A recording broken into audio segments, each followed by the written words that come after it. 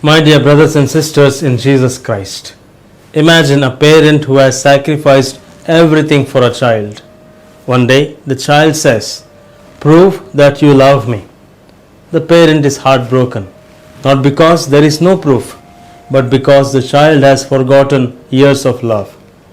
That is exactly what happens in today's readings.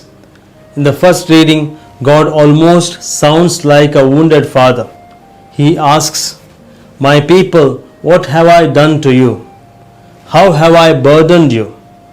Then he reminds them, "I brought you out of Egypt. I rescued you. I guided you through Moses, Aaron, and Miriam." Yet Israel behaves as though God has done nothing for them. Then in the Gospel, the Pharisees ask Jesus, "Show us a sign." Do you notice the irony? The God who delivered Israel from slavery is now standing before them in the person of Jesus. The one who healed the blind, cleansed lepers, raised the dead, and preached with divine authority is asked for another sign.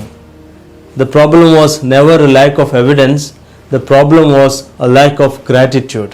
St. Jerome, commenting on this, says, "They sought signs not because they desired faith, but because they wanted an excuse to reject Him.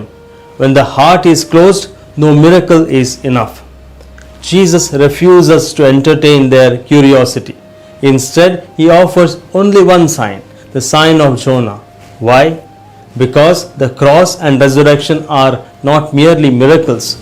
They are God's final declaration of His love. The resurrection is God's answer to every doubt. Today we live in the same way. We say, "God, if you give me this job, I will believe. If you heal my sickness, I will trust you. If you solve this problem, then I will pray." But God may ask us, "Have I not already given you enough? Your life, your family, your faith, the Eucharist, the cross, the empty tomb? How many signs do we overlook because we are waiting for another one?" That is why Micah ends with one of the most beautiful summaries of the spiritual life. Act justly, love tenderly, and walk humbly with your God. God does not need us to keep asking for signs. He wants us to respond to the signs He has already given. My dear brothers and sisters, at the end of the day, don't ask God for one more sign. Instead, we ask ourselves, what signs of God's love did I ignore today? The greatest miracle is not seeing a sign from heaven.